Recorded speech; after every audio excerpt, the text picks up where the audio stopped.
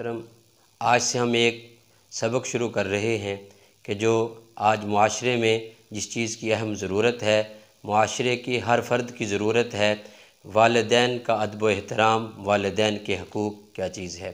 ہر روزانہ کے اعتبار سے ہم واقعے سے سبق لیں گے یا حدیث مبارکہ سے، قرآنی آیات سے سبق لیں گے۔ اللہ تعالیٰ نے بھی والدین کے لیے جو دعا سکھلائی ہے، وَقُلْ رَبِّ ارْحَمْهُمَا كَمَا رَبَّيَانِي صَغِيرًا، رَبِّ ارْحَمْهُمَا كَمَا رَبَّيَانِي صَغِيرًا۔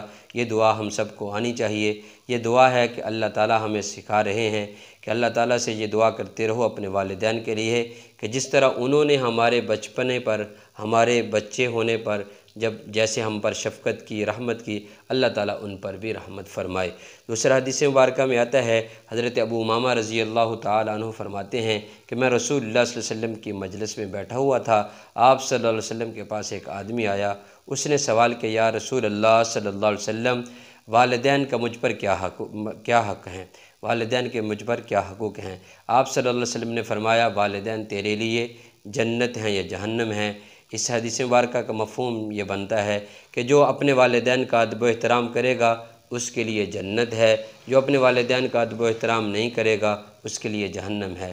جو والدین کے حقوق ادا کرے گا، والدین کا کہا مانے گا، والدین کی تابعداری کرے گا۔ ایک حدیث مبارکہ میں آتا ہے کہ والدین کی تابعداری اللہ تعالیٰ کی تابعداری ہے، والدین کی اطاعت اللہ تعالیٰ کی اطاعت ہے۔ تو اس لیے اس مضمون کو شروع کیا جا رہا ہے۔ آپ حضرات ہمارے چینل کو سبسکرائب کر لیں تاکہ ہر روز کا پیغام جو ہے آپ تک پہنچتا رہے، دینی معلومات آپ کو ملتی رہے اور آپ جمعے کے خطبے کو، بیانات کو بھی سنتے رہیں۔